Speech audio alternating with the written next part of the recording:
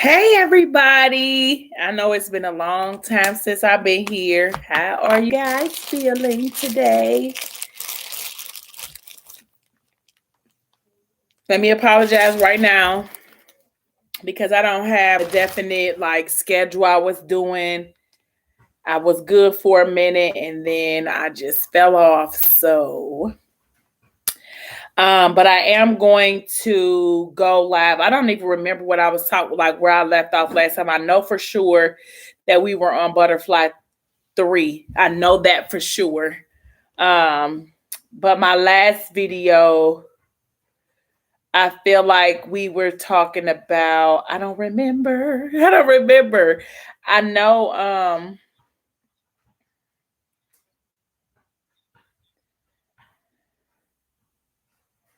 I know, the last time. Okay, so I know we was basically talking about, we were talking about Morgan leaving her graduation or her graduation party after she had been in, her situation with Messiah or whatever the case may be. And I think that might have been the last video.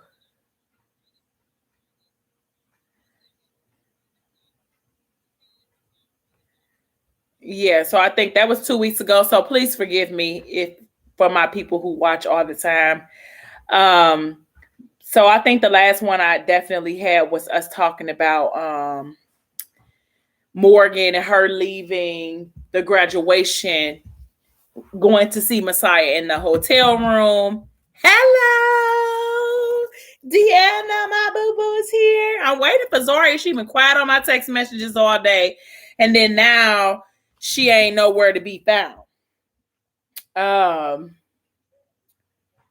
So we're gonna pick up right there. And so basically Morgan, thank you. I was wondering if it was too much. My daughter said it was not. Thank you, Deanna Boo. So basically we're going to just start from Morgan.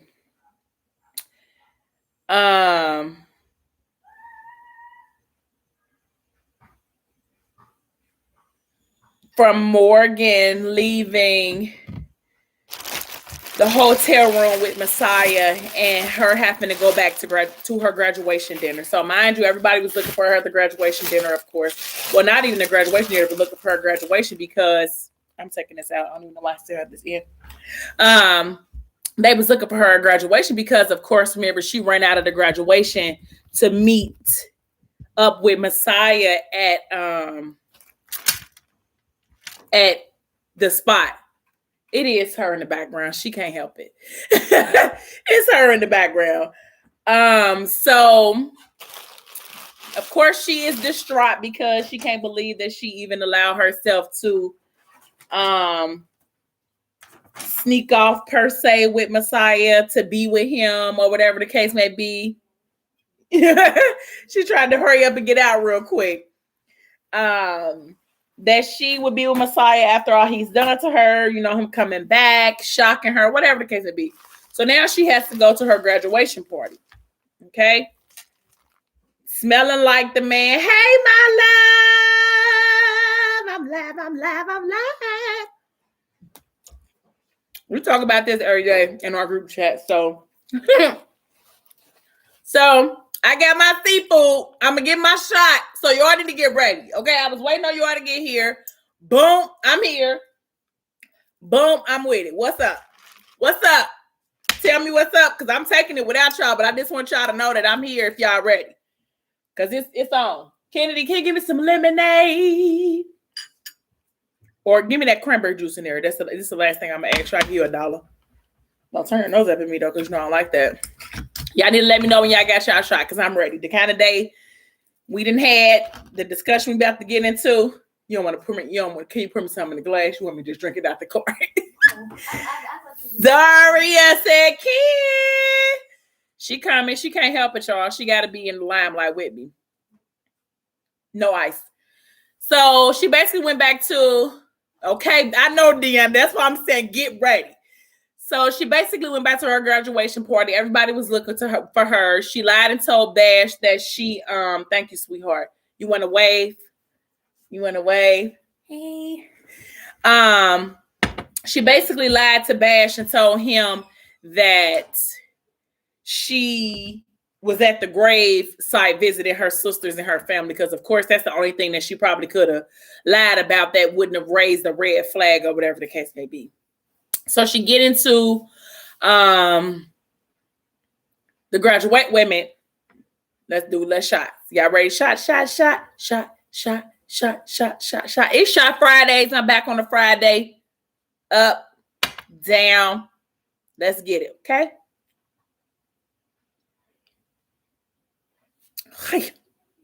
It burned, y'all. It burned.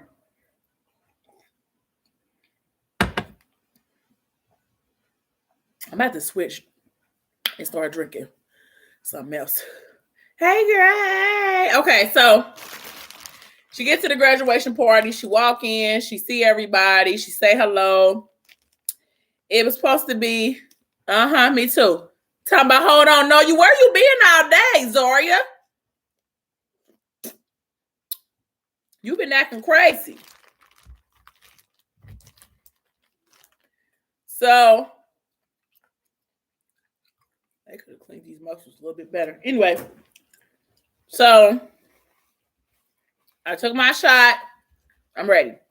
So Morgan basically went in there, said hi to everybody.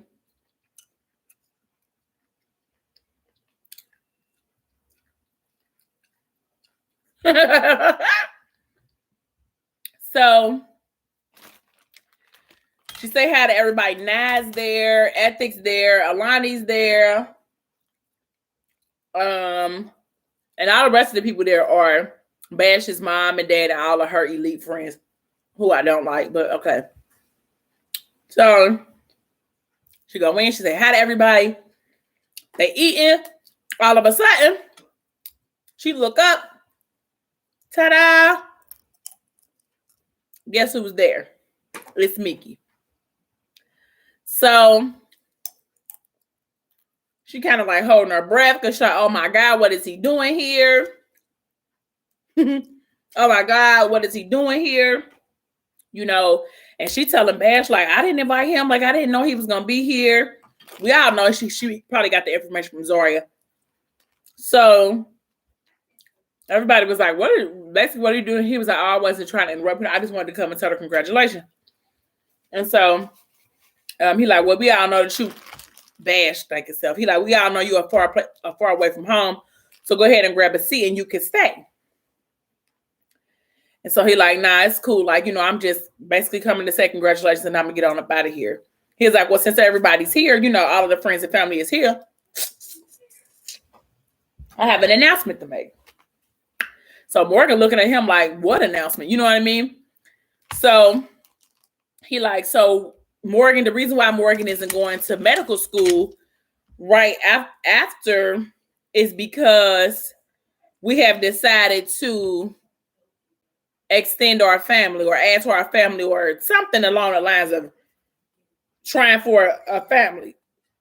And so she looking at him like, what? You know, we're not doing that.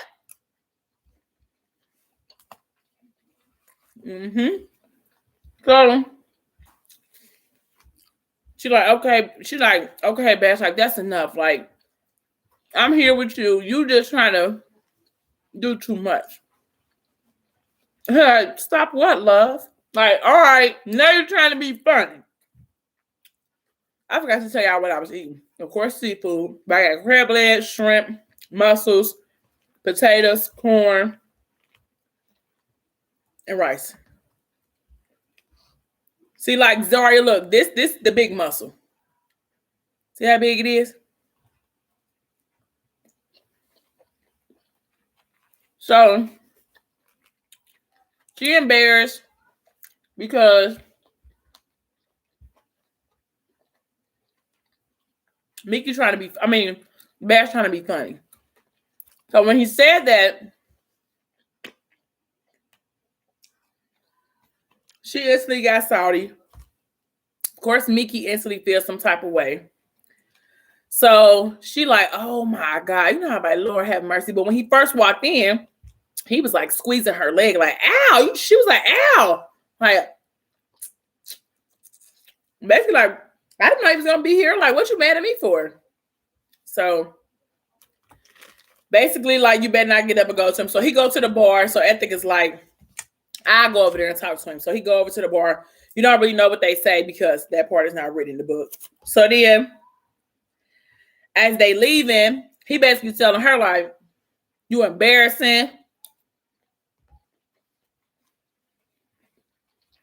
I can't believe you had me looking crazy like that, basically. So when they pull her car up, it's flowers all inside of her car. Messiah is the one who sent her the flowers. So of course he knew where she was at. So she's like, I'll get rid of the flowers. Like, you know, it's not a big deal or whatever. So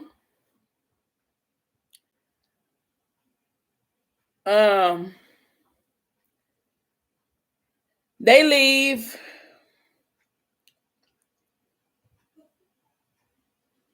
They leave. I ain't had no drink in a long time. That liquor done got me warm already. And so they leave and go home or whatever the case may be. And because during the rest of the dinner, Ethic wound up sitting next to Morgan because he wound up noticing that she was a little uncomfortable. Because Bash is a creep. Like, he is just a whole creep. Like, you just basically like invading people's space. Like, you don't nobody even want to deal with you, Bash, and you just forcing somebody to deal with you and nobody wants to. So she got to her car and everybody was outside when they saw the flowers. So she was like, they was like, her car came surrounded with floral bouquets, and the way the Bash had tightened around her, hers crushed her fingers. So she knew that it wasn't from him. And so everybody was like, "Ooh, good one. Like, that's a good job, Sebastian." And he like, she deserves every petal. Like, liar, because you didn't even buy that. Her baby daddy did, so gone. Like, don't even try to take the credit. Because her baby daddy was the one. So, so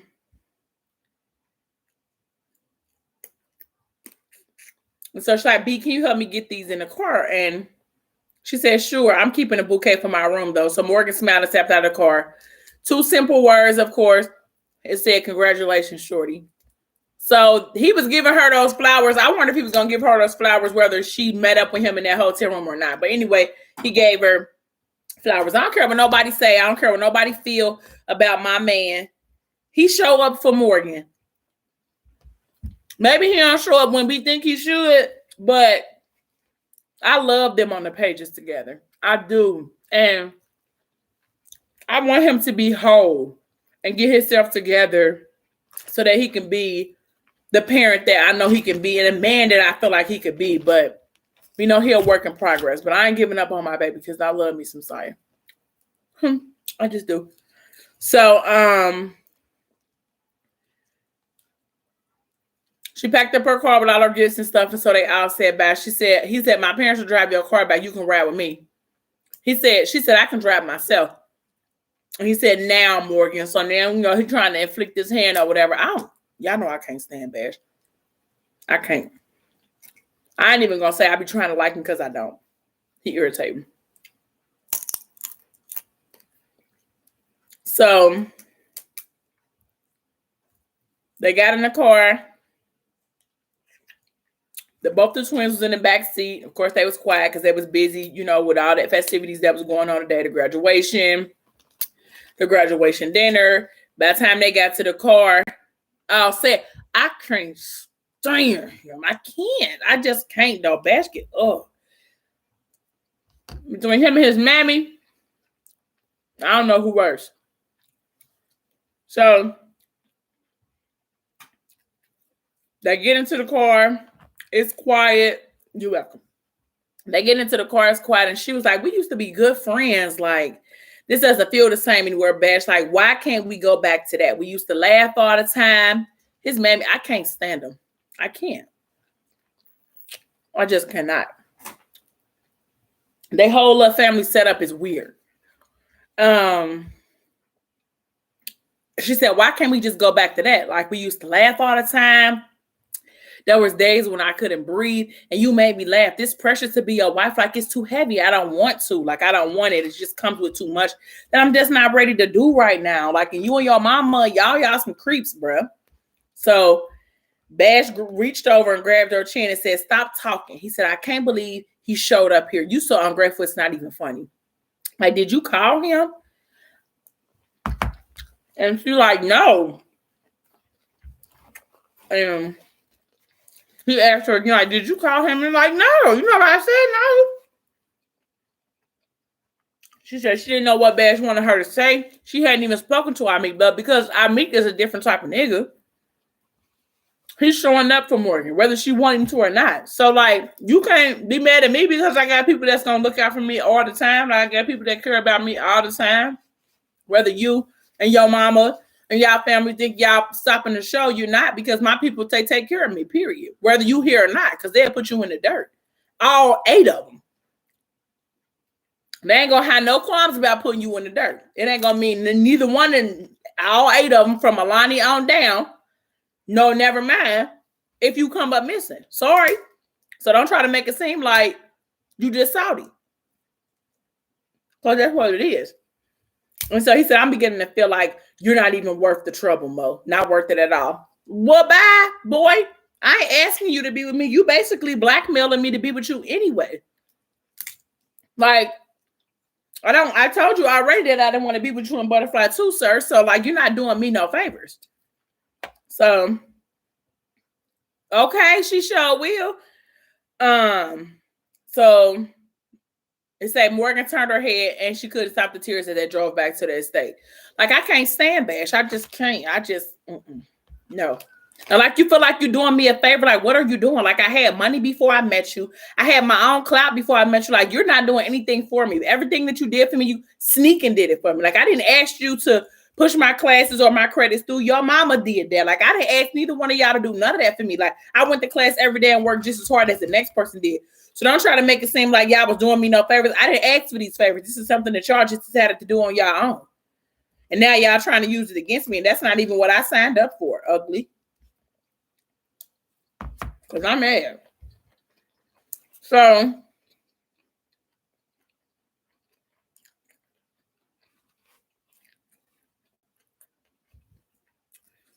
now Arya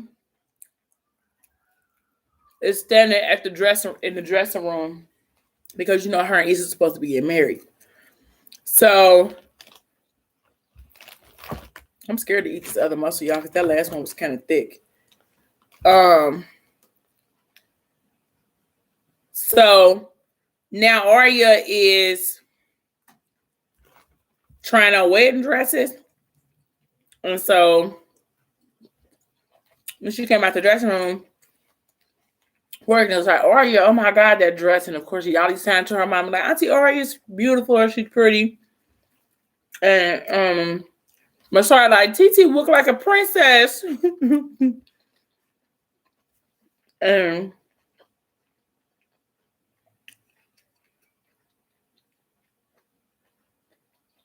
she said, oh, don't nobody want to look like a princess. Like, you know, like a princess. And she like, no. And she like, ill boyfriend, don't nobody want to look like a princess. Like, y'all know Arya, she's sexy, okay? She ain't trying to look like Cinderella. She was like, you don't like it? Like, it's amazing. Like, it's one of the most expensive in the store. That brought the lady who was showing her the dresses said, she was like, it's okay, one of a kind. She's like, it's so big. She was like, and heavy. I feel like I'm drowning in this fabric. I'm not the girl that want like a princess. I want Issa to see me and want to fuck, okay? Like, so Morgan was like, Arya. She was like, my bad. Like, but that's what it is. Like, I don't want her to look at me and be thinking like pretty princess of the South. Like, I want you to look at me and like, I can't wait to get her about that. Like, And that's the crazy part because Issa and Aria, they made for each other because they're both nuts. So she was like, my bad. So the lady was like, so sexy. So perhaps maybe mermaid. She's like, I don't know, just not this. Like, I don't want to do this. We all know how Aria is. Like, she sells sex on the dating. And being in the princess gown, it ain't gonna cut it. So she said, okay, I put some options. So she said, so she was like, Bash made you bring the kids so that he can make sure that she wasn't going to mess with Meek, huh? She was like, basically. And she was like, he does know that both Messiah and Meek will give you the business with the kids present, don't he?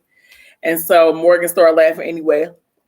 Started laughing, or whatever the case may be. And hey girl. So I didn't know your name at first. I was like, who is that? So of course Morgan started laughing. And so she asked her, like, well, Leah, I don't know why you weren't here, girl. This is a grown-up discussion, but you could be here for a second, but then you gotta bounce. But so she was like, why haven't you told him yet about the kids? Basically about Sorry and Yali being his. And she was like, he deserves to know that. She said, it's safe now, like he's not gonna hurt you or them. So what are you waiting for? Oh, I got a cut on my thumb, y'all, and it's burning. She said, it's safe now, like he's not gonna hurt you or them. Like we all know that you spent a lot of time with him prior to graduate me at your graduation. So like what's the deal? Like you know he's not gonna hurt you or them. So what the hold up now? I'm just not ready yet. Like sharing them with him is letting him back in. And I can't handle barging into my life. Him barging into my life. I mean, because this is inappropriate for her. So to like my post, thank you for watching. But so she's like, I'm already over my head with bad. I don't need more pop right now. Sorry, was like, but you don't get to decide that. I'm like, you being selfish as fuck. She's like, these kids are his. She's like, when Messiah show ass, now I'm crying victim because he's gonna fuck you up when he find out. I was with Aria on that. Like, all right, like I bought you some time. You know, like I gave you a little bit of window before having to tell him before I called you out on it. But now y'all been around long enough, like the joke's over. Like you should be able to go and tell him what it is right now. Like, I don't understand what the hold up is or what you waiting on. Because at this point, you just want to be funny acting, and I don't like it. So she's we gonna head out. I told her that I wouldn't be long. She's like, yeah, whatever, girl. You don't want to hear what I'm saying because you know I'm right. She said, yeah, I'll call you later. You know how bad I don't try to run up out of here because you don't want to hear what I gotta say, because that's what I would tell my friend. Like, be mad at him if you want to, but And I know Messiah firecracker, but he's gonna explode one way or another. So why put it up so long? You know, the longer it is, the worse the explosion gonna be. So stop playing, please. So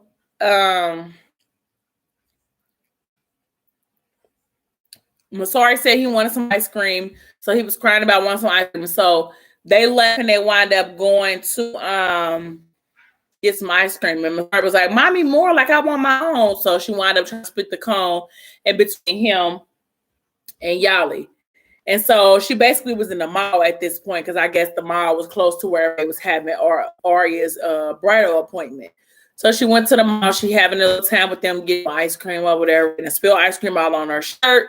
Like, you know, it's a typical Tyler with a mommy thing. So as she's walking, I think out of the mall, she winds up seeing Mickey.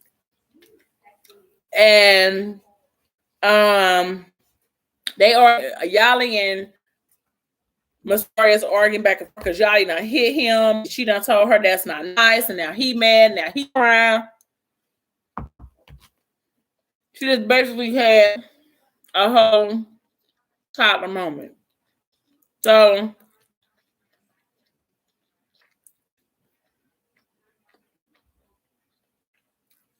Yachty like he hit me too. Like it's just too much going on. She's like, I know.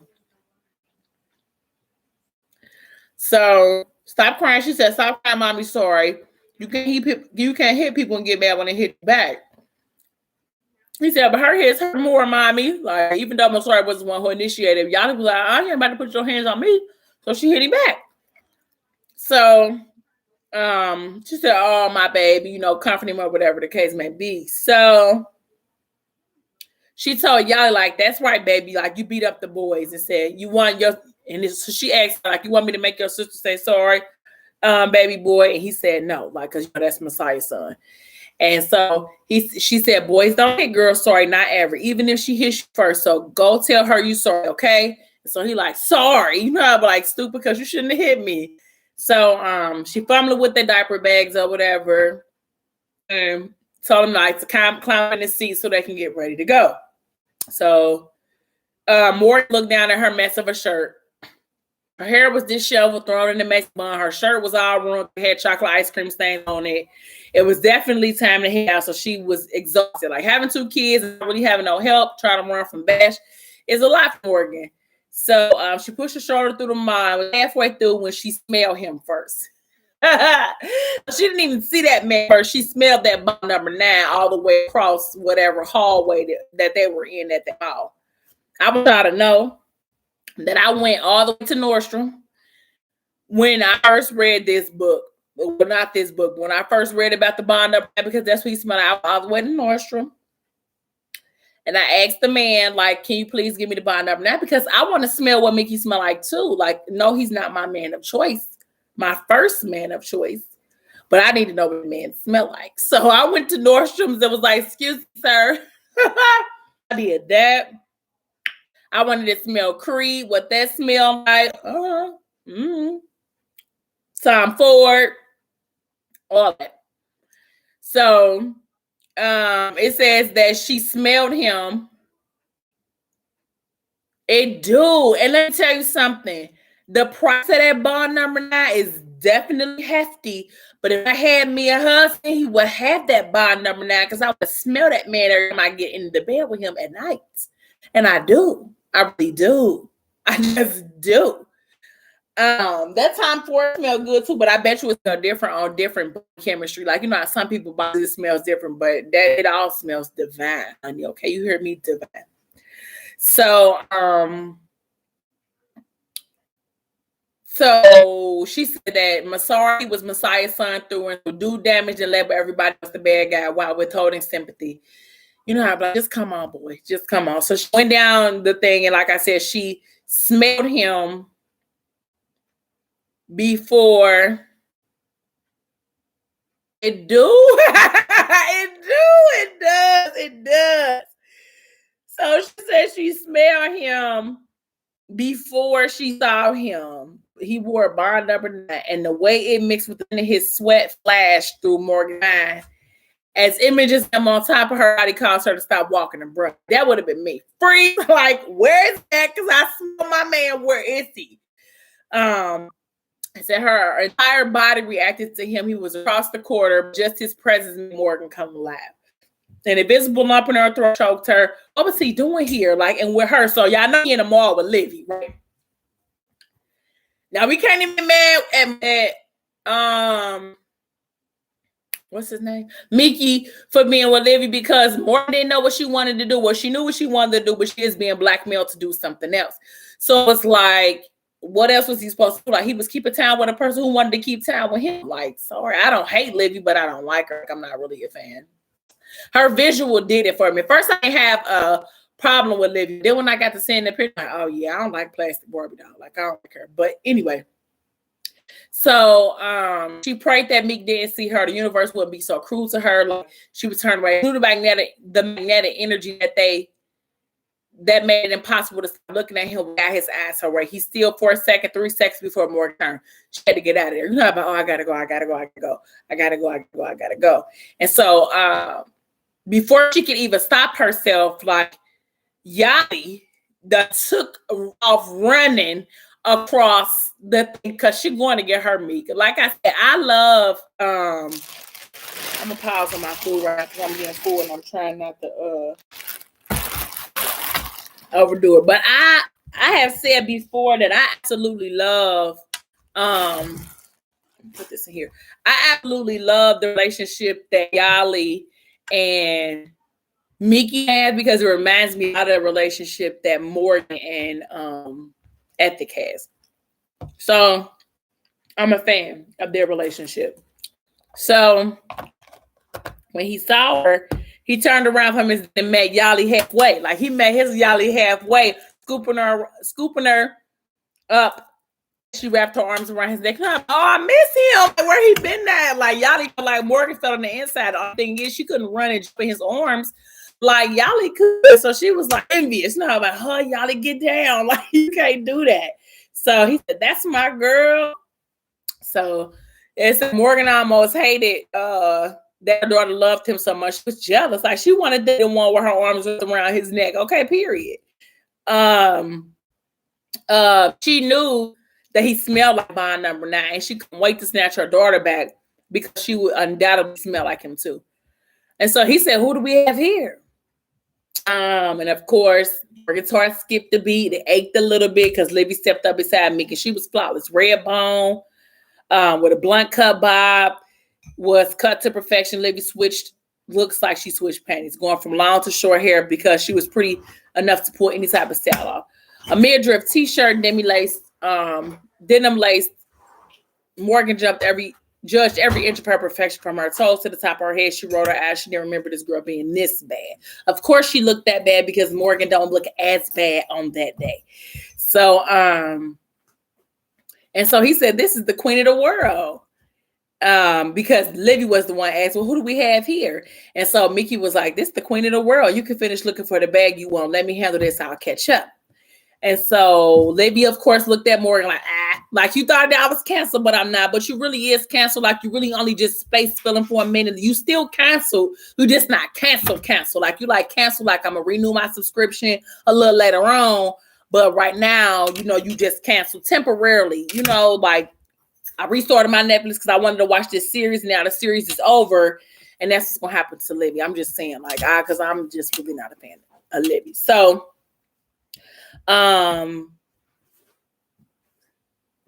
It's some shrimp and some mussels. And some corn and some potatoes. So sorry y'all, because that probably was loud. So she kind of gave Morgan a look like you thought he picked you, but psych, he didn't pick you anymore. So that's exactly what I just said. I forgot that she even said that, but what I just said was the exact thing that Libby just said. Do you need something? Do you want this? She said you never really cancel a good subscription. Like Netflix, you might pause it, but you just keep coming back. Like gone, Libby. Like gone. Okay, don't come over here. So Mickey, being the man that he is, said, yo, the flex is unbecoming. Go pick out your shit before I change my mind about buying it.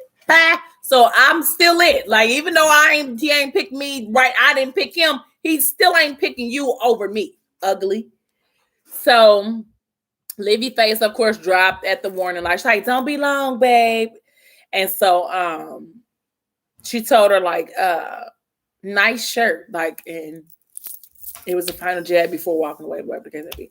So Morgan scoffed and looked to sorry or whatever, because he was sleeping in the stroller by now. And so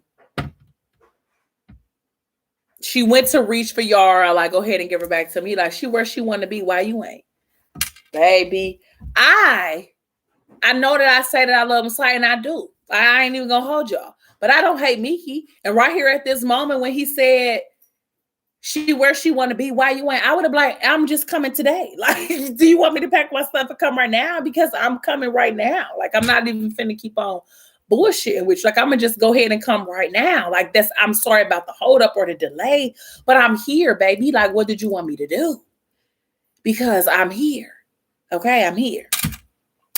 And she said, why do you care? Like, I see Livy back, or maybe she never left. Like, it ain't even been that long, and you already, just give me my daughter.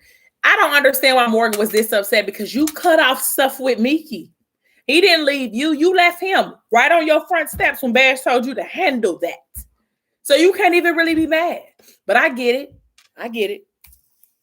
So, he said, tears and goodbyes don't match, Mo. He said, you stop fucking with me, not the other way around. Now you upset because I'm stepping out with someone else. You out here planning babies with niggas. Ain't that right, Mo? You and your fiance taking it to the next level. You letting that nigga put babies in you. That's what I heard, right? You know, like, did I miss something? Like, was I at a different graduation dinner? Because the last time I heard, that's what was going on.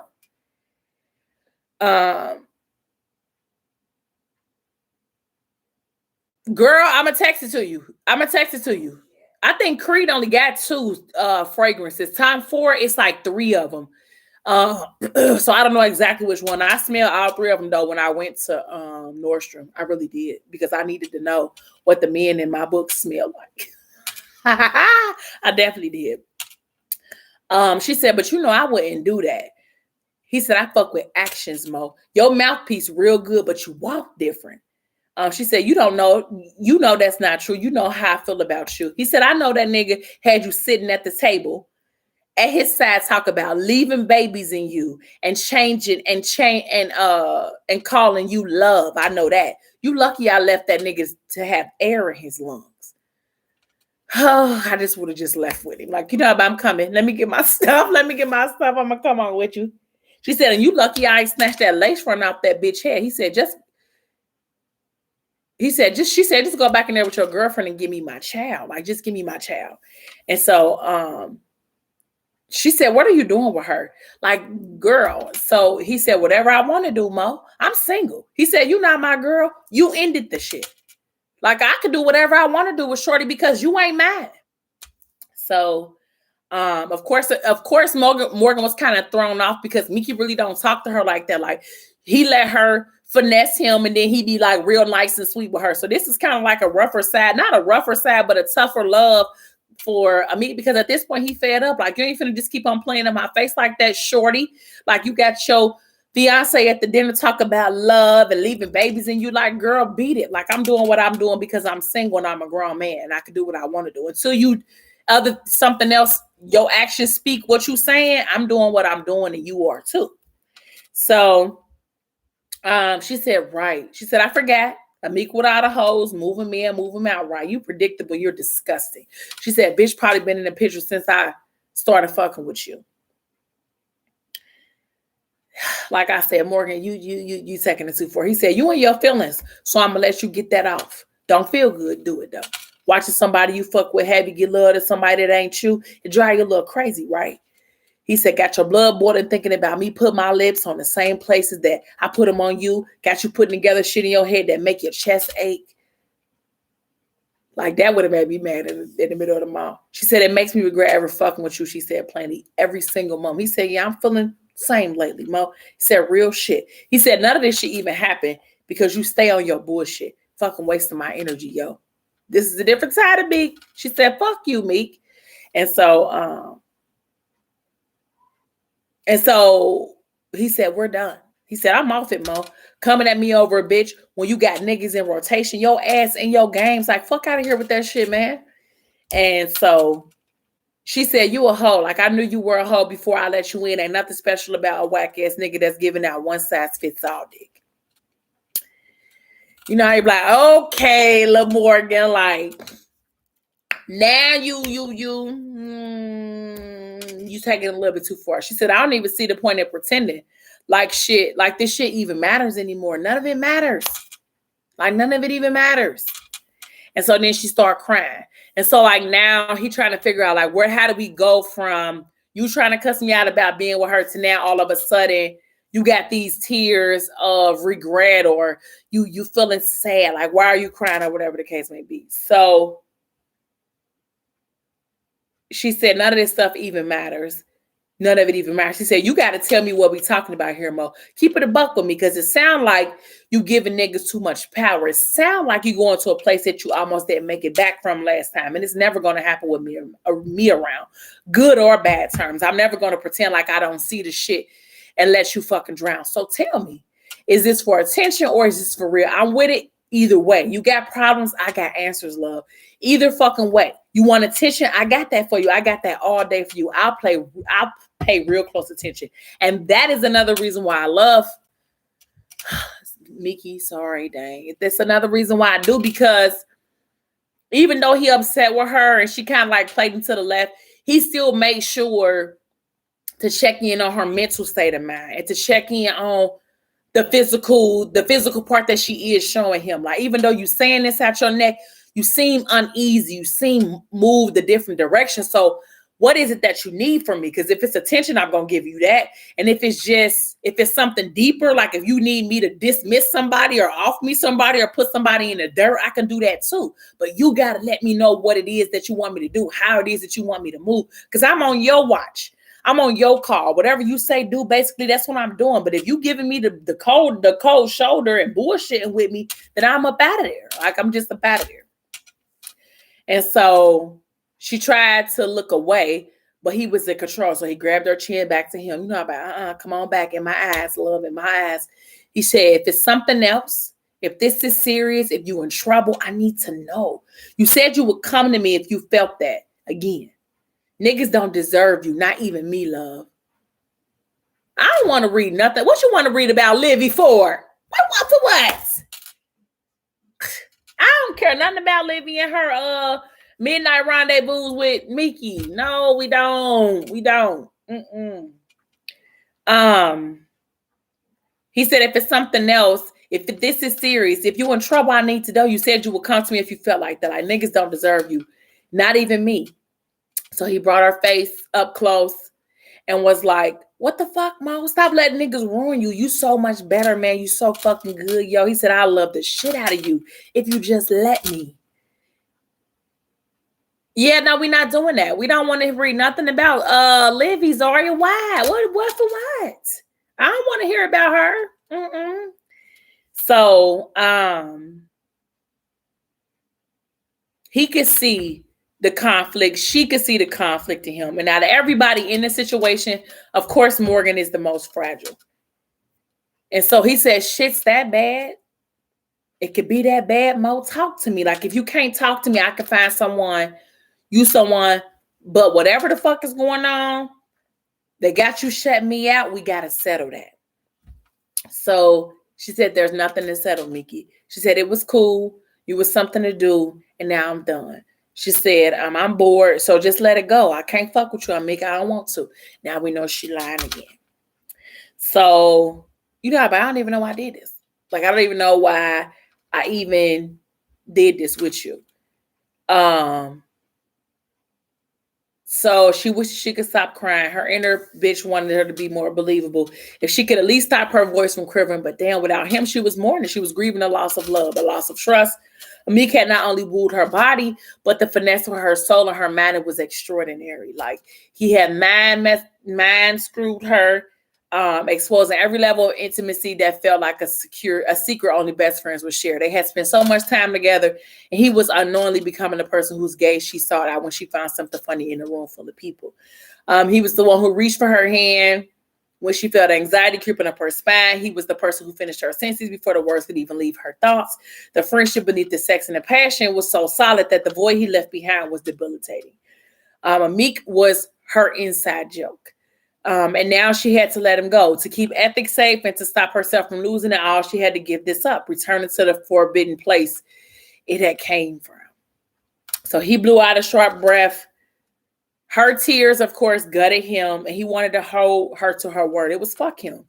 So it should be fuck her. But he hated the discomfort that accompanied fighting with Morgan Atkins. Like, her tears had always done something to him, even before she was even his concern. He said, what you got today? You bought some Creed today for who? Because I need to know. Did you ain't bad for you? I'm talking about for men. So he told her once I go, ain't no double back.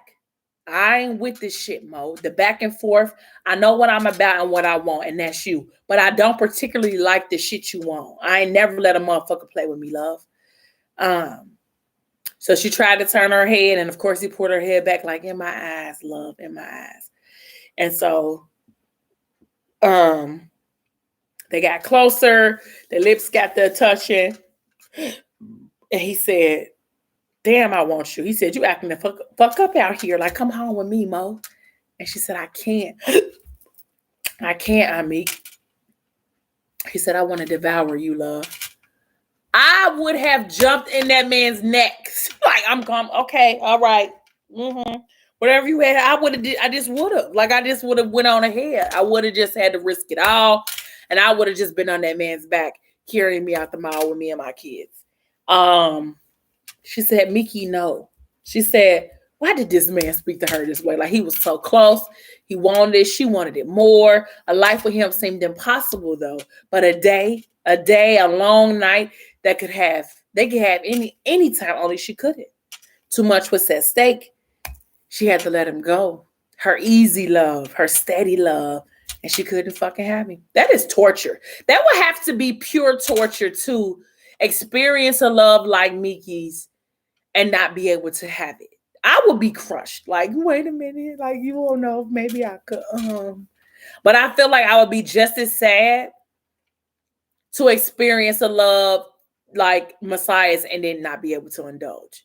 She just got a whole lot going on. I'm so sorry for you, Morgan.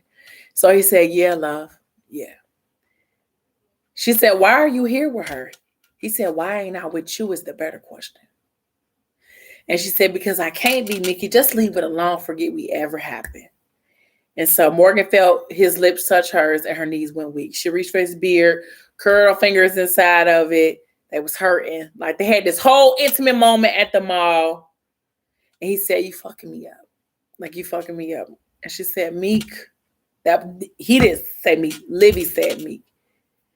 And so when Livy said Meek, he didn't turn around. Like, he didn't make no sudden moves. He said, you tell me what you want me to do. Tell me what you want me to do. Like, cause he like, if you tell me what to do, like, I can let Shorty stay here at the store and we could go. Like, whatever you want me to do. And she said, I don't want you to do anything. So she took Yari from him. And I think he might have kissed Yari on the side of the head, and I think they went away. So he called her name. And she said no. He said, yo, love. When she was leaving, and she turned around. He said, I dig the shirt.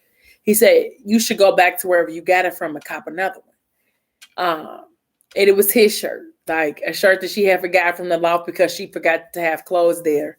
And so she took it or whatever. And Lily was like, or not. Like, bitch, go on with your dirty ass because he don't even like you for real. So she went to her feelings. Of course, she walked and cried or whatever. They was putting distance between them. And of course, it was just like gut-wrenching to say the least. So once they got in the car, of course, his mood was sour. Like, I don't even really want to deal with you no more because I done saw the one that I really want to deal with, and you're not it. Like, you're just not it. Like, and you cool, like, but I would rather not. So she like, you quiet. He like, I'm good.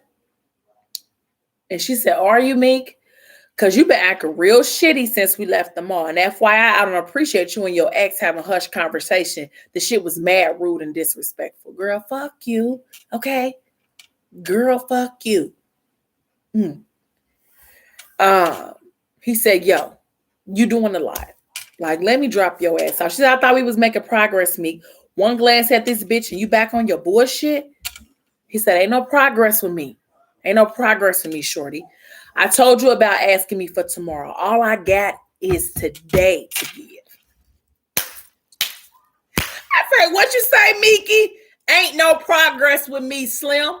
None. I don't got no progress for you. I don't got no future for you, baby. I told you to stop asking me for tomorrow because all I got is today to give you. What do you say when a nigga tell you that? All I got is today for you, shorty. I don't have no other time. I can't promise you the future tomorrow, even later on. All I got is today. What do you say? Besides, okay, you right. You right. I'm like, okay. You got it. She said, oh, but she gets tomorrow. And he said, she ain't your concern. She said, fuck you, nigga. Take me home. You got me fucked up. I got feelings. I'm not some bird out here. I enjoy you, but I don't want to date casually anymore. I want to settle down. I want to get married. Like, girl, you only want to do that because you know that he's capable of doing that with somebody else. All I got is right now. He said, all I got is right now. All I can give you is today. I can't give you tomorrow. I can't give you next week. Today. I can give you today. I can give you today. And so he said, I ain't with none of that shit. What you mean you lagging? Like the screen is lagging? What I'm saying? I sound slow. Am I delayed is what you're saying? As far as related to the comments or whatever. He said, I ain't with none of that. You know that. Where the fuck is that shit even coming from? Because we ain't never kept that type of time, Livy. Like, we was just like, hit each other up after the club. Like, we wasn't like,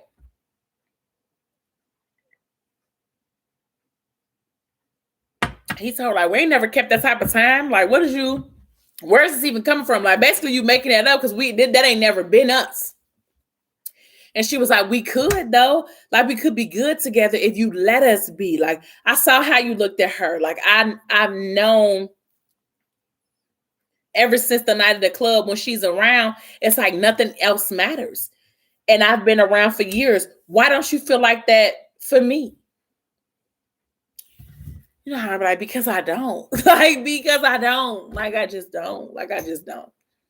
So he said, look, if I was disrespectful, I apologize. You're a good woman, Livy. You are. He said, you got your shit together. You got your salon and shit.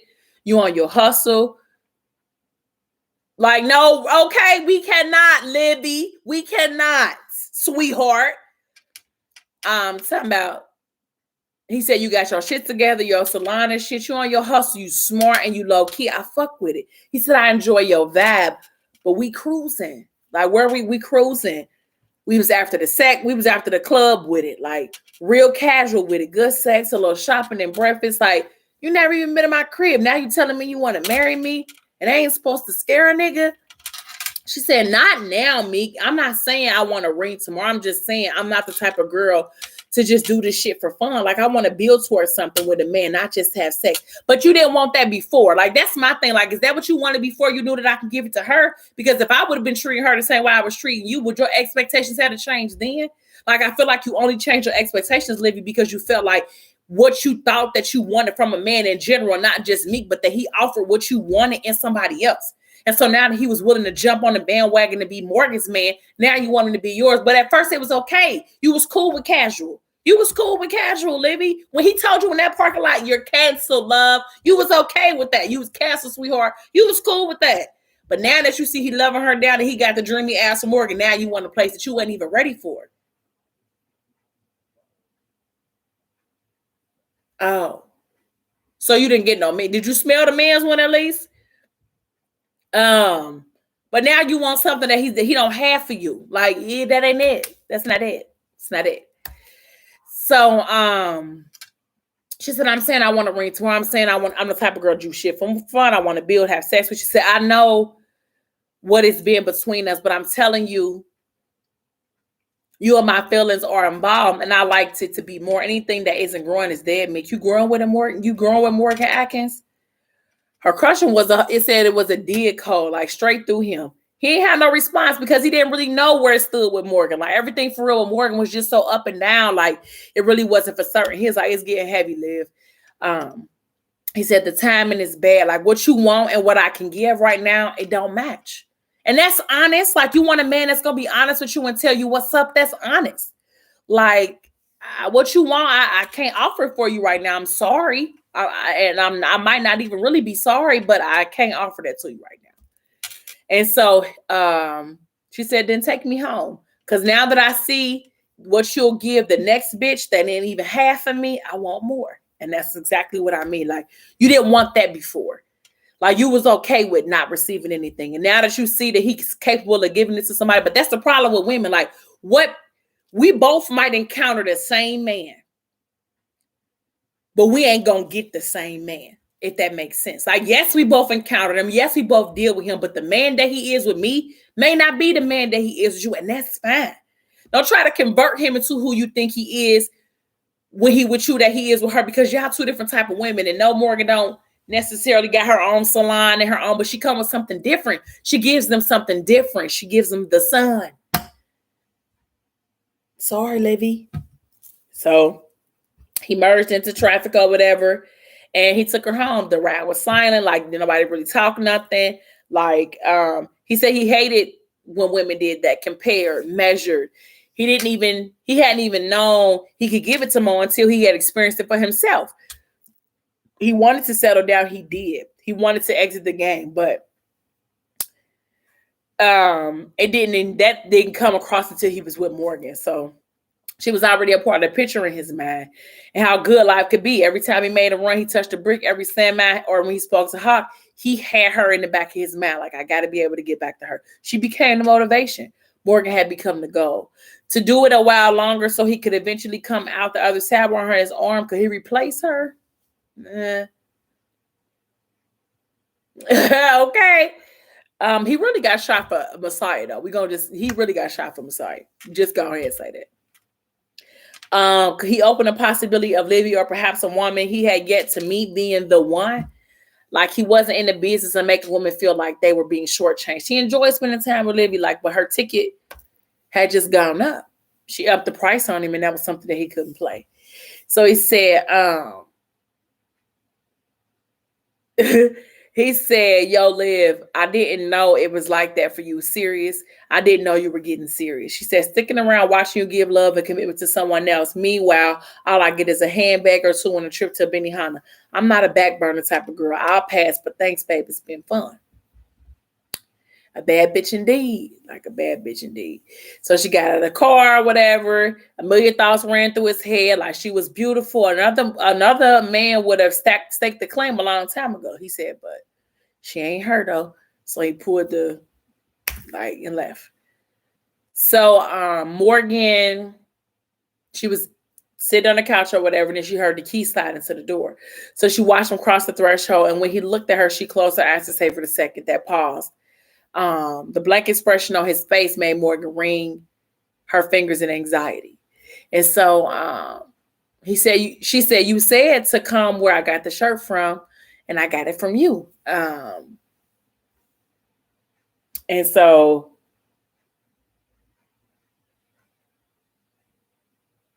and she said she hoped that he wouldn't stay out with Livy, that he wouldn't, have grown up with Livy or whatever. And she said, God, please don't let him love Livy.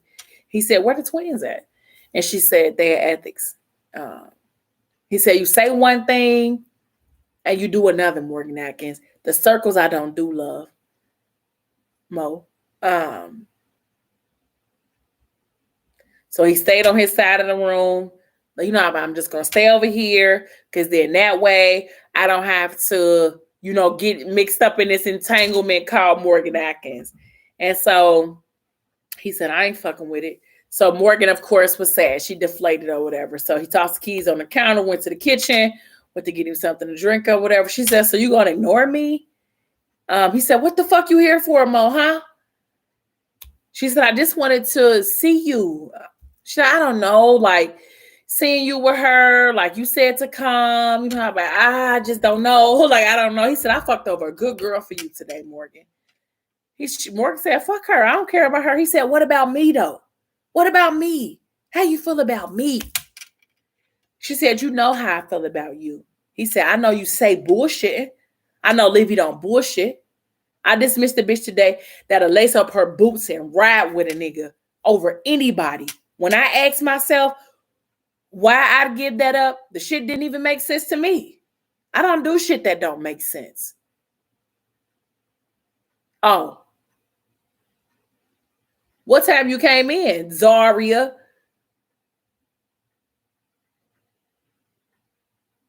I did too.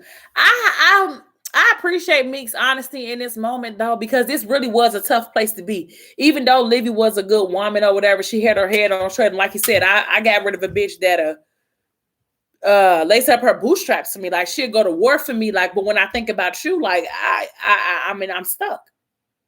And so she said, so you want her? He said, nah, but she want me.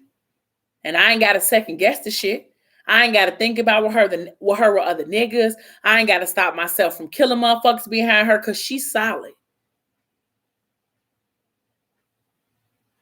Well, he was trying to replace Morgan. So Morgan didn't know what to say. Like, of course, him talking about Livy made her feel some type of way. Like, you ain't about to just be, talking up somebody else other than me. So she had no defense because she couldn't convince herself that he deserved half of her commitment. And so she may not able to be with him in time physically, but he owned every part of her. If only he could measure the loyalty of her heart, he had no idea how much of it he occupied. She was just in a jam, in a trap. And the maid, she was caught up and she couldn't ask for help. She said, I want you. It's more than a want, Amik. I dream about you every night, having you in my life this way. It was never supposed to happen. It's fucked up and it crosses so many lines, but it's like a dream. The way you make me feel. She said, I want you, Amik. So I think by this time she might have been sitting on his lap. He said, you like to play with a nigga head, Morgan, with your back and forth. You in and you out. You make a man feel like he on top of the world. Love on a nigga real good. Say all the right shit. Stroke his ego. Put the poo 90 on him. Scream his name. Smile at him like you can't see shit. Then you go back home to another man. Then you come compare me to Messiah like I ain't loving on you with everything I got. Like what I've been doing ain't shit.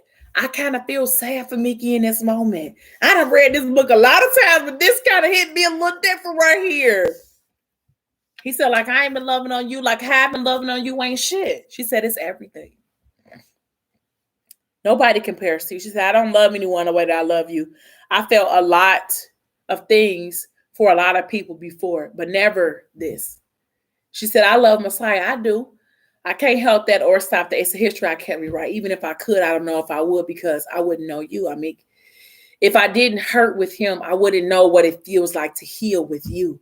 I have a situation with Bass. It feels like I can't help that or stop that either. I'm sorry about all of that. She said, but none of that stops me from thinking about you. I know I don't deserve you. I don't because I'm wasting you. But every day I think about you. Every day I dream about you. Every other man that you think I put over you has created storms in my life. You're the calm. Like you're my peace. I just can't get to you. This is devastating. Like I feel like this is like, oh my God, this is heartbreaking. Like I'm in a storm. Like I can imagine like being at sea, the waves going, everything swinging, shit flying everywhere. And I'm this close to Mickey, but it's like, I can't get there. Just a little more. And you never make it. That is torturous. I wouldn't even want to be involved in anything like this. Like, just take me out the race. I don't want to do it. I don't. So his head leaned back against the couch. He pulled her closer, one hand to the back of her neck, the other to the small of her back. He was so lenient with her. Like he just let her do anything. Hard to the world. Fucking soft with this one girl. He hated it. His body went rigid as he slid Morgan out of his lap. Amik.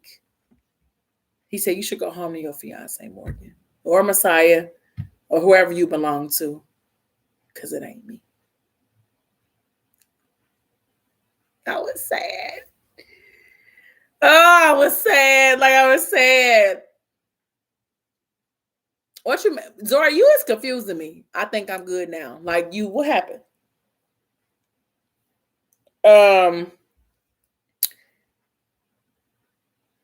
She said, I don't know how to respond to you when you like this.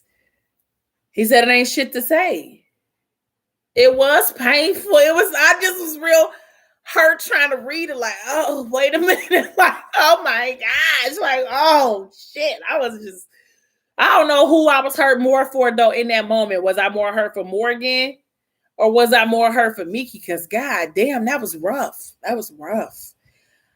She said, I don't know how to respond to you when you like this. He said, it ain't shit to say. Show me. You staying or you going back to your nigga mode? Because unless you're about that action, all these words are just words. You selling niggas' dreams. I told you how I was going behind you, how I will murder that nigga, Morgan. I don't want to because it's reckless and it's out of emotion, not necessity, but I will. But then what? Then there's Messiah. A nigga you telling me you still love. Oh, okay. The nigga you telling me that you still love. And one I just can't put down. I can't erase him, Morgan. Because I love that nigga too. He is me. A blood pact at 10 fucking years old. The nigga DNA is somewhere in me. And you got me out here at war with my man over you. And I'm like, fuck it. Because you worth fighting for. But you ain't even fucking here. You ain't even mine. You ain't nobody's Mo. You for everybody. Now what you say? So now she's salty. Like, oh, you know, I'm for everybody. Yeah, little baby. You might be for everybody. He didn't even mean to insult her or for it to land so vivid. So, you know, but it was how he felt. It wasn't how he looked at her, but it was how he felt. She said, wow. Wow. So a knock at the door made Morgan turn and her gut hollow when Livy peeked in. She said, hey, Meek, I got your message. And now she really heard, like, oh, you done called this bitch over here to this loft that's supposed to just be for me and you, like it's supposed to just be our spot, and you done called this bitch over here to this loft. And so Livy said, am I interrupting something? She said, nah, you're not interrupting anything. He says, he's all yours. Thanks for letting me know how you feel. I'm done. He said, I've been done. Like, now he being childish. Well, he just might as well have said, give me my refund before I gave her back to the streets. He just might as well have said that you for everybody means you for the streets. Because everybody in the streets. She said, I'm done. He said, yeah. I don't like Livy. Sorry, y'all, I'm moving this table. I don't like Livy. I don't like Bash. I don't like none of them. I just don't. But, he said he hated that his pride even offered her a response, like the regret in his eyes. And he bit his bottom lip before looking away. He knew if she walked out the door, it was over. And the throbbing in his chest was begging him to stop her. The pity in his stomach was screaming for her not to go. But the girl he loved had hurt him, and he was purposely trying to hurt her. His ego was bigger than every emotion in this room. So much so that even the prickling of Morgan's eyes didn't force him to back down. He was on some bullshit. And he knew it. And he didn't stop it.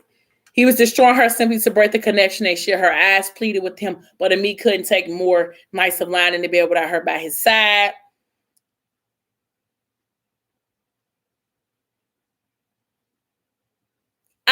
There's no other story that Livy has to tell me for me to understand her side, because I'm a woman, okay?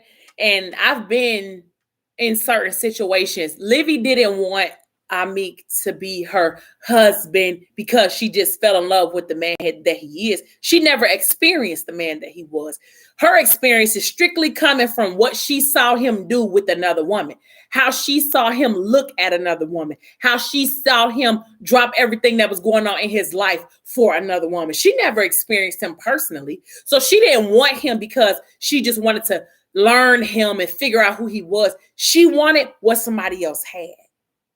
And what she failed to realize is that side of Miki was something she probably would never get because it wasn't for her.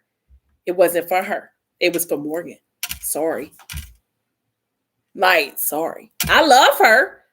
Morgan, I don't like Livy. I respect the woman that she is for her. I don't dislike her. Let me just say, I respect the woman that she is. And I respect what she has did for herself. But if you was feeling Miki like that, you could have been dropped the ball on Miki that you wanted to be with him more than just the night jump off after the club.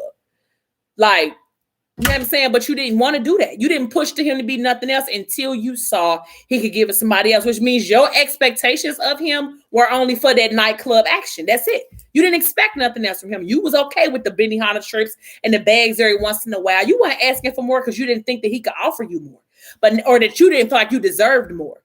But now that you see that he's giving it to somebody else, now you want it. What happened to you wanting it from the beginning? As a woman, this is what I deserve. This is what you should give me. What happened to you having your own expectations without having to see him give it to somebody else first? Like, what happened to being a woman and saying, this is my criteria, this is what I want, and this is what you're going to have to provide, or I'm stepping. Nah, you was taking the bare minimum that he was giving you when you was the only one he was giving it to. So now it don't matter. Like, now it's null and void. Like, it don't mean nothing because you don't want it for the right reasons. That's my take on it. Like, she cool, and if he choose to give Livy whatever he chooses to give her, that's cool too, but you don't want it because you want it. You want it because you saw me give it to somebody else. That's it, and that's all. That's it. Period. So,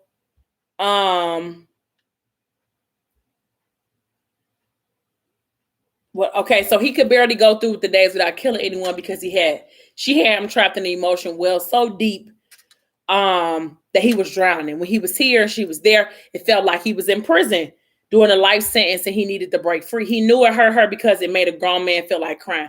But if she wasn't going to stay for good, then he had to end it.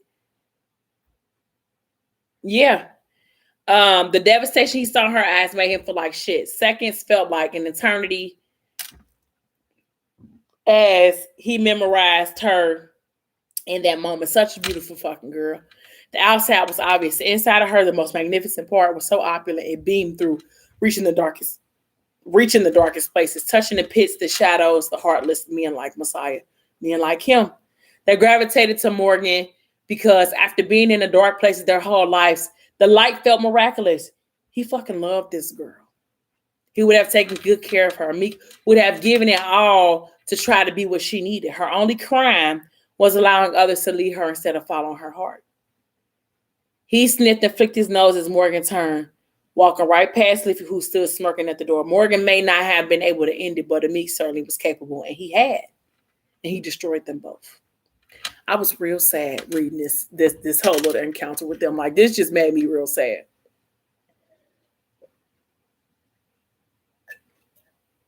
I mean, it's really made me real sad.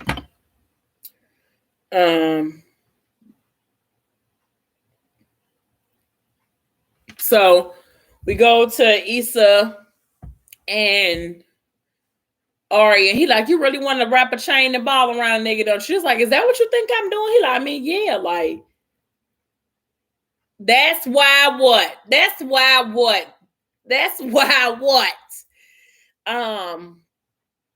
He said, I mean, yeah, like dealing with one woman for the rest of my life sounded a bit like prison. Same four walls for the rest of my life. That's a life sentence for my. That's why you go ahead and say it.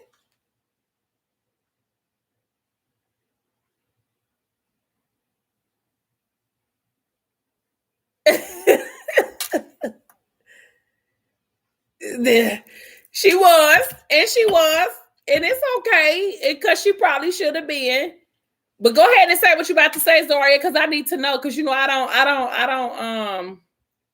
don't do well with the. What do you mean, no spoilers? We all read the book. Like, you can put it in the comment. I won't make a long discussion because this book almost over and I'm finna be a book 4. What did you say? Like, what did you say? So she said, you make it sound horrible. Like, why would you ask me to marry you if this is how you feel about it? He said that was the price of admission, and I wanted in. Like, I wanted to be with you, and that's what you told me I had to pay.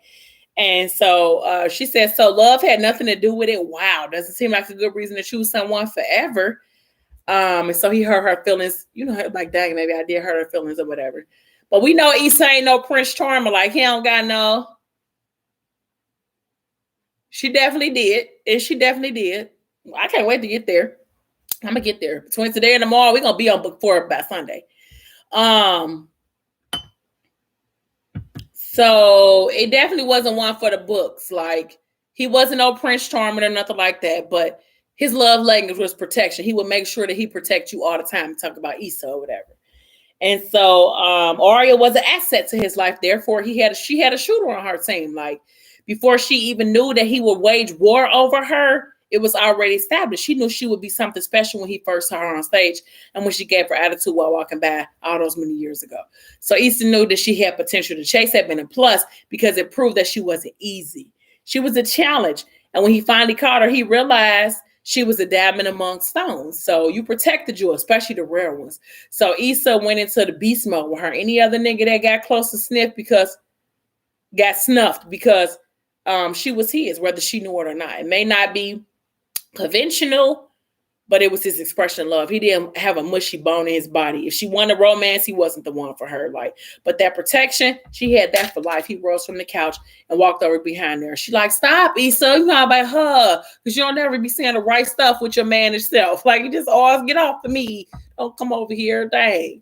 And he said, you know what it is with us, Ali. Like, don't you?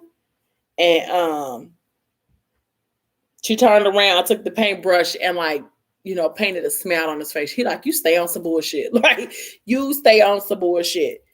And she said, and you on some clown shit. Thought I put a face on for you. Don't be invasive with me. I always knew I'd either marry for love or marry for money. I'm not against either. Just let me know what it is. She said, if all I am is sex to you, then you could be my bank. So now he looked crazy. And she said, oh, you don't like that, huh? He said, I ain't tricked on a bitch ever. She said, and I ain't been a bitch ever, baby. You tricking on the queen. Paying for me for my time, or you loving me. You tell me what you doing. And so she reached. He said, I'm loving you, Ali. Now quit talking reckless before you make me mad. And she said, go wash your face. Because now he got the red paint that she put. He said, go wash it with me. So they both put paint on each other, or whatever the case may be. And then they go to the bathroom, and then they do what kinky lovers do.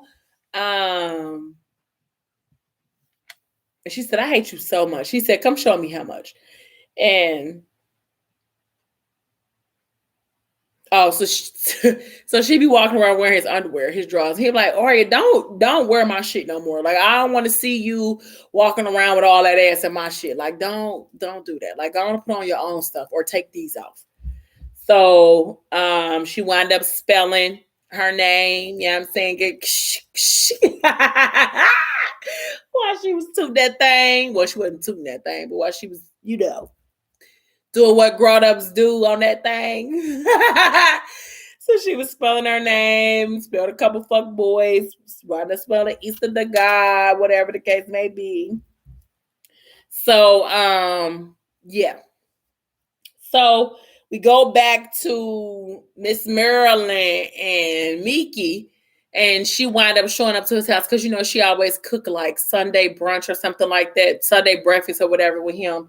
So she come over there, I guess, because he went answering the phone. And she like, boy, if you don't get your ass up and clean up this mess, you better. I don't care if you bought this off. You know better than this. So he got stuff everywhere, just not cleaned up over there. Because imagine he was moving out of the loft. I don't even think he was going to stay there no more. He had gave Morgan the keys because the loft was supposed to be hers. So I don't even think he really was living there anymore, so to speak.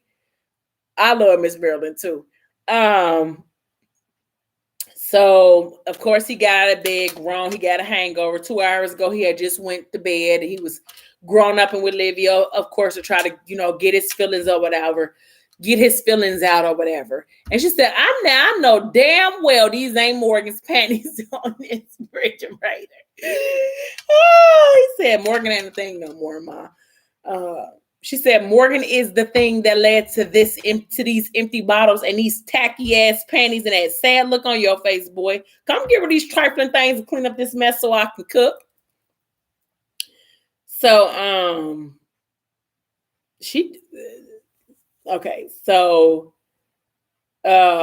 he said, let me hit the shower and get myself together first and I'll be right back. I love her.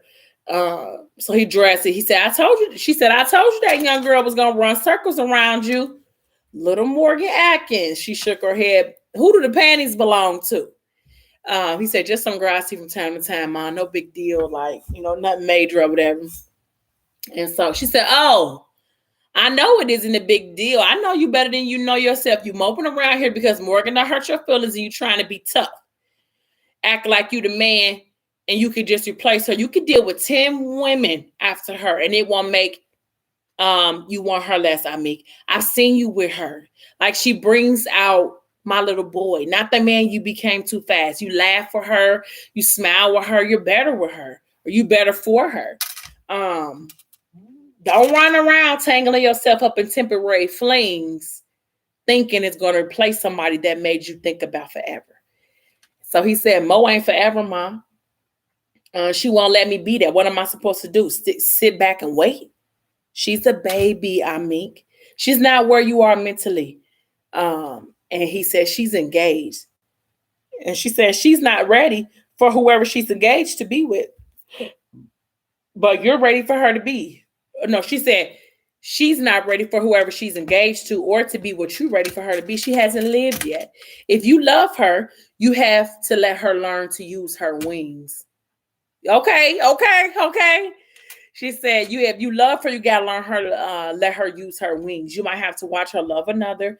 You might have to watch her lose another. Maybe she'll contact you every now and then. Maybe she won't. You get to give the baby time to grow. If what I felt between the two of you is potent as it seems, she'll come back to you one day. You can't rush her transformation, son. Every man who has ever tried to do that to any woman has been left disappointed. So that makes me feel like eventually one day that Morgan and Amik may come back to each other. If they do, I wouldn't be mad. I really wouldn't. I just want her to be whole and okay, and I want Messiah to be whole and okay, as well as Miki. If Morgan can't give Miki what he needs right now, it's okay for her to walk away. I feel like that's okay. I feel like it's probably best for everybody if she walks away or they separate until she can figure out how to cross her T's and dot out her I's. So it says, Amik was silent. He processed his mother's words. Maybe it wasn't her time, or maybe it wasn't their time. Perhaps time had to pass for them to catch each other at the exact moment where their serendipity would cut them a break. That was hard on a man like Amik, though, who was used to having what he wanted when he wanted it. He couldn't guarantee he would wake. In fact, he was sure he would. His pride wouldn't let him. But his heart wouldn't soon forget little Morgan. Loving her would be a nostalgia he craved for a while. Some women were simply irreplaceable. That's me. Simply irreplaceable. So I'm gonna keep going I'm gonna go for about 10 more minutes and then I'm gonna get off of here. But so it says Morgan was back in her cocoon. There was no Messiah, there was no me, just herself and the family she had fabricated. She said she had never felt so unsafe ever. Not even when she was under Mazan's roof. A touch that once had felt loving froze Morgan instantly. Bash's ability to run hot and cold terrified her. She was just on the edge of right him, but Ethic was safe. So I think she wound up going. Nope. So things that could have been worse, she said he was controlling his temper spark from time to time. But only after Amik Harris, it was impossible to settle for less. She tried not to think of the men she had loved before, the Messiahs, the Meeks of the world, who gave her butterflies or love in intense waves, leaving a girl drunk at the just the thought of them. She missed them both. She loved them dearly. It was the part of her that didn't want to have to choose between them that made settling seem like the better choice. She was her herself, though, but neither of them, or so she thought. She had no idea the ways that their days were extended by her absence, prolonged by thoughts of what she was doing and who she was doing it with. 24 hours without Morgan was like a life sentence for Amik. For Messiah Williams, it was like death. The no contact order that they were forced to abide by, they didn't like it. So Bash said, I'm glad that things are settled. And Morgan didn't really say anything. And she said, are they? And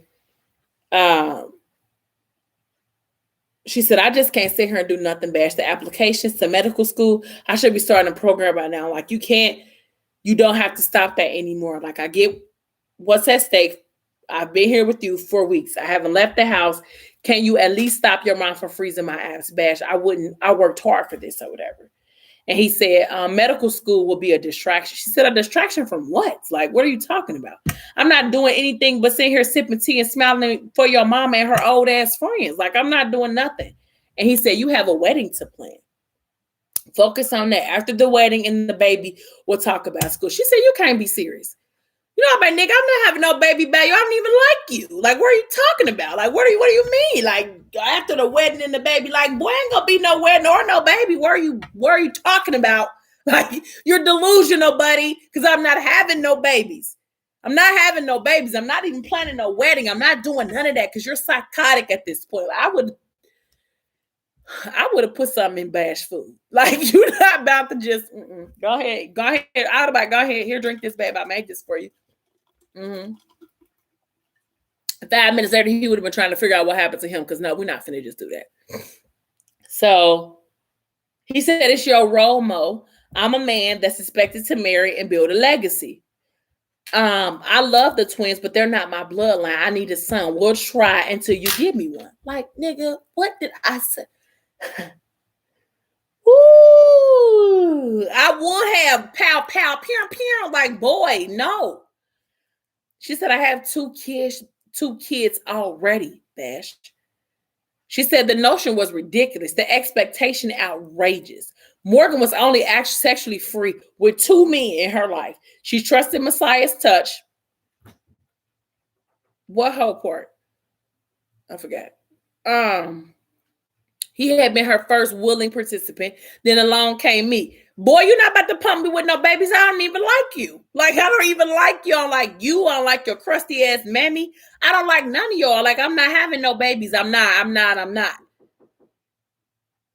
All right. Like, not y'all trying till we get. I'm not trying anything. I'm not even going to try one time. Like, boy, I'm going to flip him the bird. Because, like, what do you mean? Like, no, and no.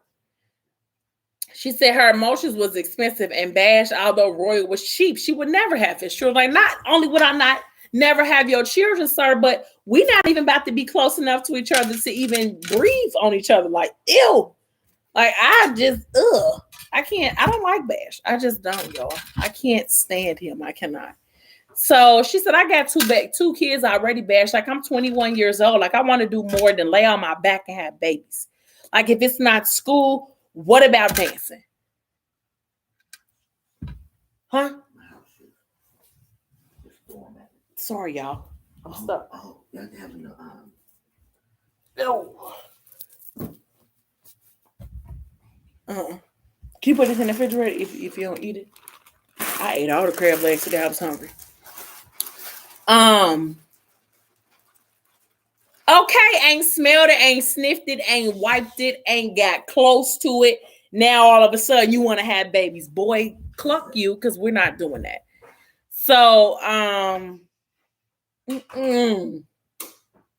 she said, I could be auditioning. He said, you're better than that, Mo. Like, it was sexy when I met you. It was a hobby. It's not a career. Your ear for music is a little off anyway, don't you think? I'd have slapped him in the back of the head. Like, who you talking to? Who you talking to, Bash? Because who you talking to? Because I can dance. Don't be trying to act like you salty because I don't like you now. And now you trying to act like I ain't good at what I do. Ugly dog. So he said, I mean, the gimmick is cool, like the whole deaf dancer thing. But next to professional dancers at an audition, you really think you can make the cut? It's time to be realistic. I would have slapped him, ugly dog. I would have. He would have walked away and I'd have popped him in the back of the head. Boy, don't talk to me like that. Ugly. So anyway, Morgan shrank, of course, because she's easily put off. You can say anything to Morgan to switch her emotions like that. Like, you can make her feel bad. You can make her feel low. She just, her inner self, her self-esteem is just not up to snuff. So you can basically say anything to knock Morgan down the sides, which I hate about her because she don't hold her own. Like, you know what I'm saying? Like, you can make her feel any type of way. Yeah, like you can make her feel any type of way because she don't have that her own reassurance. Like, she always needs somebody else to validate her. So it's just unfortunate. So she said dancing made Morgan feel as if she was yelling. like she was using her voice that she hadn't always been brave enough to share. The way he crushed her feelings made her tremble in rage. Like she said, Morgan had been misunderstood her entire life. Only 3 people made her feel otherwise. Ethic interpreted her soul, reading through her thoughts like they were printed on ink. Messiah had learned to speak her language, and the effort of communication had been a gift that made Mo feel like no matter what, at least one person could understand her.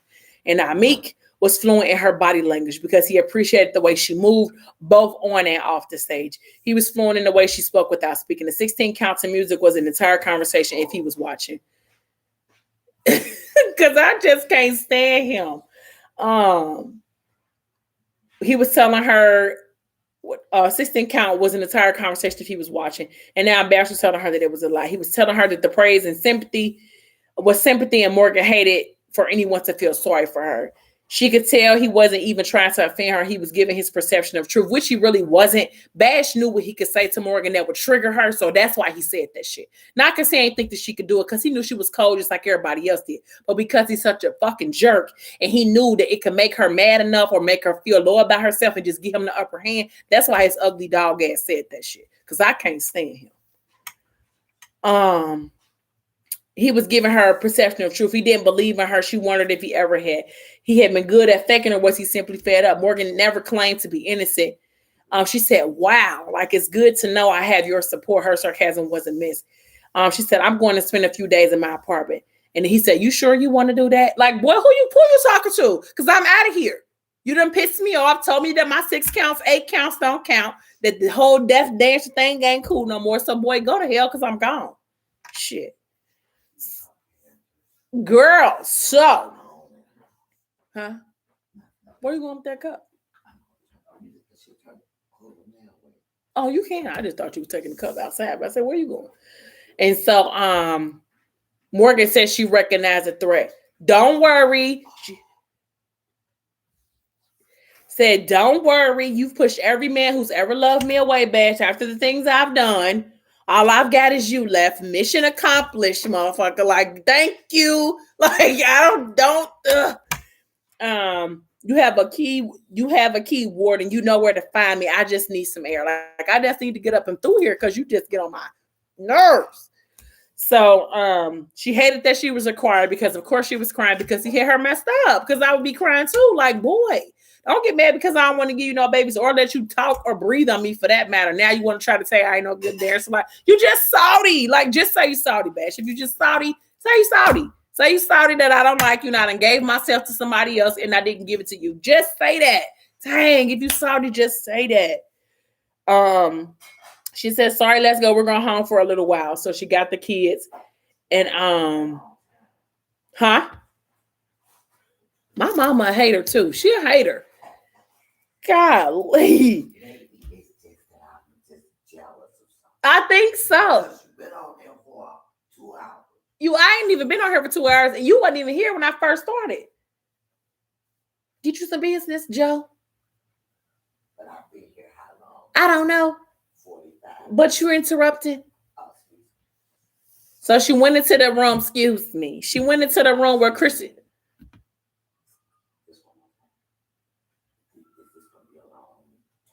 I'm going to be done in a little while. Do you need something, though? Oh, okay. All right.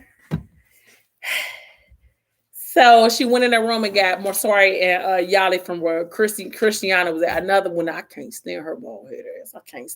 I just can't stand her. So she said, I don't know why you must rile this boy up every time he's come. I'll never understand. She said, because he's mine, Christiana, he's my son. I could do whatever I want to do with my child. So she said, the amount of authority you think you have over these children is cute, Morgan Atkins. You're soon to be Frederick, Miss Sebastian Frederick. The power in that is least. I own it. I own you. I own them. The sooner you realize that, the more you begin to fit your new life. Use the name he's giving up. Stop running back to that mediocre lifestyle you used to lead. When you're ready, I'll open the world to you. Until then, no medical school, no nothing. You'll be a wife and a mother and nothing else. What I don't understand is, who you talking to, Christiana? Because I smack you too. Your son can get it first and you could come next. What do you mean? Like, who you talking to? What do you mean? Like, what do you mean? I own you, girl. You don't own shit. Then another part that I don't understand is what type of mediocre life do y'all think she lived before she dealt with y'all? Her daddy got long money. Like, Ethic got long money. What do y'all mean mediocre life? She could have achieved everything she achieved without either one of you motherfuckers. So what are y'all talking about? Because y'all decided to step in and finagle some shit. Y'all finagled that to get an upper hand on Morgan, not because she needed y'all to. She wasn't living a mediocre life. Your son mediocre, him, and everything he come with his raggedy ass. And you. Wench. I don't like her. I don't like her. I don't like bashed ugly dog ass. I don't like none of them. I just don't like them. I don't like none of them. So she said, yeah, let me get out of here real fast. So she said, I'm sorry, baby, follow mommy. So they got up out of there, and I think they wind up going to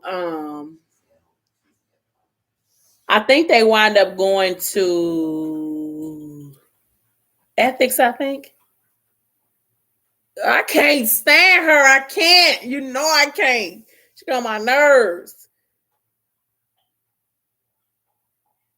Oh, okay. So I think she might have called Alani and asked her, like, can you meet me somewhere? Because at this point, she's so overwhelmed with everything that's going on. I don't know why right then and there she ain't sick the dogs on that nigga. Because I would have. I'd have been, oh, don't worry about it. Because all my niggas finna come back and see you, nigga.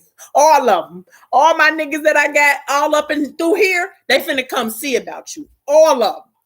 All 50-11 of them. They finna come see you. All 50-11 of them. Ethic, Messiah, Miki.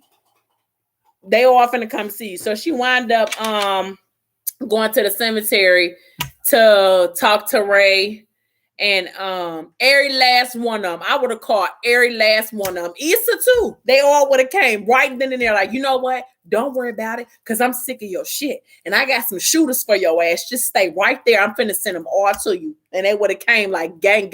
Like, because no. You ain't your mama. Blew the whole house up. Ugly. But anyway, so she wound up going to the cemetery to meet Alani. And so she was just talking to Raven. She was like, I really could use you right now, Ray. It feels like I'm in trouble and I don't know how to get out of it. She said, I can't ask Ethic for help. I can't ask anyone. And so, period. So Yali asked her, like, Mommy, who you talking to? And she was like, the who? The what? What's the security? What's that? Your auntie Ray. She said, security. I would have called security. Say, cuckoo. You know how they make that call? You know what I'm saying? Make one call, everybody come running. Like, come on in. Cuckoo. One of them one sounds, you make all that. I would have did that 1, 2, 3, come on in. It's time. Like, it's time. I would have did one call. Everybody would have been there. Alani, Issa, Messiah, Miki, like all of everybody would have been there. What you mean? Henny, period. I'd have called everybody. Cuckoo. Come on, it's time. It is time. Like, it's time to hit the go. Like, it's time to go on these fools. Run up on these brothers. You know what I'm saying? That would have been me. So, she asked for real. I would have called them. Like, it's time, y'all. It's time. Like, all the bullshit is over. It's time. It's come on through. You need a call. You need that kind of call. Like, only you and y'all know. Whatever we would have had to do, I'd have called on them fools because it's time. It's time to bounce on these. Come on. So, and so she said, I'm talking to your auntie Raby. She's sleeping here, baby. And so Masari said, well, when's she going to wake up? And so she said she can't, baby boy. And so Yari signed his head like Sleeping Beauty. And she like exactly like that. So Alani wound up walking up to her like Mo, and she said, Lala. Well, she didn't say Lala, but Masari said Lala. So he ran, and Alani bent down and put him in her arms or whatever. She said, be careful, because Alani like 17 months pregnant. And they said, is he still cooking? Masari asked her, is he still cooking with his old self? Like he done picked up on what everybody else done picked on or whatever. So she laughed. He said, yep, he's still in there holding tight. Like, he'll be here soon and he'll be all yours to love on. And so Yali sound like, me too. And she like, yeah, yours too, Yali Pop. So she was like, want some company, or maybe we should go grab a bite to eat or something somewhere. And then she was like, is it awkward if you just stay here? Like, I just want to stay here. She's like, no, that's fine. She said, me and Raven have discussions all the time about ethic once a week. You know, I'd be talking to her once a week, like, girl, if you help me figure out how to love this man the right way. And she said, wow, really? And she said, really, Mo? She said, it's important to me to honor her for Easy and for you, like, and for him. She's a part of him. I love every part. So Morgan was amazed at how, you know, Alani has that unspoken, like, love, like, that I ain't never seen. Like, it's just one of them, like, wow. Like, she was so mature enough. And she was like, I don't know if I reached that level of maturity. She said, I've always looked at you in ethic and wanted what you have. Even when I hated the thought of you two together, I always felt the energy between you guys. Whenever you guys were in the same room, it takes my breath away. She said, what's going on, Mo? She was like, you say you want those things, but I've seen two men love you with their soul. She said, you're not with either of them. Like, you wearing a ring and planning a wedding with Bash. Why? Like, what for? And she said, I don't know. And so she starts crying or whatever. She is. I love Alani. I love her. I do. Alani said, it's time to be honest with yourself. What do you want, Mo? She said, I don't want anyone I love to be hurt. And she said, Morgan, you clearly not happy, like you hurting. What about you? Like, what's best for you? Who do you love? She said, I love them both. She said, with everything in me. No, Alani asked her, you love them both? And she said, I do, with everything in me. She said, I miss Messiah. I miss everything about him, how safe I felt with him, how it's just us against the entire world. I haven't even been able to be happy that he's alive because there is all this anger in the way, all this resentment. She said, I was so mad that he left because he stayed. If he had stayed, there would be no Bash and there would be no Meek. It would just be us with them. I'm talking about her and the kids. And she said, and I know it would have been beautiful. He would have been good to me, to us, right? And she said, there's something valuable about a man who doesn't know how to love anyone but you, Mo. It can be a beautiful thing, Morgan, if you let it. I know. I don't know. I don't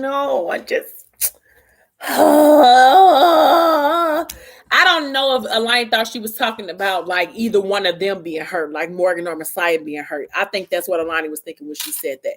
Not necessarily like Ethic gonna be in trouble, or, you know what I'm saying? She said, if you let it, I do. That's what I said. I feel like Alani would have been able to discreetly handle the situation enough so that it wouldn't have blew up in our face. That's how I feel. But okay. Anyway. So if you let it, it could be beautiful for you both. She said, I can. Because now I love Meek too. Now Messiah is not the first person I think of when I open my eyes. He left me and I was so lonely. It to us, it sounded like a red flag because we know. But I don't think to Alani it sound that way, because I think she was thinking, because she said, I don't want anybody that I love to be hurt. I think Alani was thinking she was talking about a Meek or Messiah being hurt if she chose one or the other. You know what I'm saying? Like, of course, Meek gonna feel some type of way if she chooses Messiah, and of course, Messiah's gonna feel some type of way if she chooses Meek. You know what I'm saying? I think that's what she thought she was saying, not thinking like she was saying that their whole world was gonna be flipped upside down if she, you know, made a different choice. So she said, he left me in hell. He can go to hell. That's how bad she is. Sorry, he can go to hell, straight to hell. She said there were so many days that he could have come back and we could have picked up right where he left off. He waited. He let all of those days pass, and now I'm in love with his best friend, like they're brothers, and no matter what I do, I'm going to destroy that. So she scooted close to Morgan and she wound up hugging her because, of course, Morgan wound up breaking down. And she said, well, why don't you come home with us for a little while? I could use your help around the house. I'm getting close to my due date. And Bella and Easy have so much on their plates. and schedules that I can't keep up with. We love it when you home. Like, we love having you there. The twins do it. Kill ethic when you stayed away in London. Just move back for a while. Like, help me out with some things before the baby comes, and I'll give you some space to think. Like, I know you say you're fine, but I don't like that bitch Christiana. Ding, ding, ding. Me either. It's something about her that I don't trust. It feels like there's something you aren't saying. And boom. So she knew. Alani knew. She just broke it down in a different way. And Morgan turned her head to look at her. You know, I'm like, dang, how you know that? She said, talk to me, Morgan. She said, I can't. I just can't. So Alani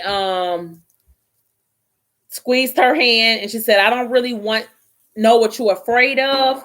But see, these red flags, well, I hear her saying she can't, but Morgan, but listen though, because Alani about to tell her, like, I don't know what you're afraid of. She said, but let me tell you something about me. Okay. She said, I ain't really afraid of shit. She said, I'd have been 2 seconds off Christiana's ass since you introduced her. You don't have to talk about it. That's fine. But I'm not sending you back there until I know what's wrong. She said, come on, babies. Lala had some fresh cookies at home for y'all. So see, she knew. She told her, you come on home with us because some shit is unsettling me about Christiana's bitch ass. So we just gonna go ahead and get you up out of here. Come on home. So she signed to Yali and they wind up going back home to wait a minute. Ooh, okay. So she wound up going home with Morgan and Yali and the kids over there for the night. So I think she did, though. You remember she did wind up telling him that she thinks something is off, that he needed to talk to her, but she just don't know what it is. I think that she did do that. But I'm going to get ready to stop right here, y'all, because the next couple of chapters we going to do tomorrow. I'm going to go live tomorrow, too, because I want to get through these next couple of chapters. We on chapter 15, and I think there's only 5 more chapters left in this book.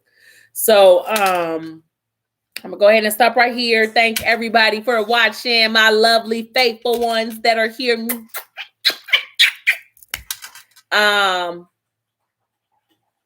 She did. Dang. The invitation was before or after book 1, Deanna?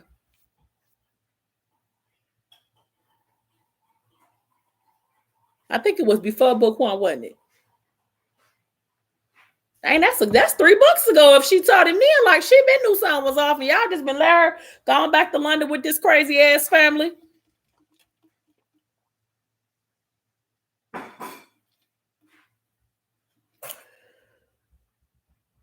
Say what again? What I said? You know I be missing what I said. What I said, friend? It was after. The invitation was after Butterfly 1. Dang, that's a long time. They just been sending my little nigga back to London with this crazy ass people. This is crazy. Okay. We gonna stop right here though, y'all. Zaria, I'm gonna call y'all in a minute though. So don't get too wrapped up. I'm calling y'all at FaceTime in a minute, but yeah. So thank you guys so much for watching. I appreciate you spending your Friday night with me. I'll see y'all tomorrow. Until next time. Oh yeah, you're right. Bye, my juju bees.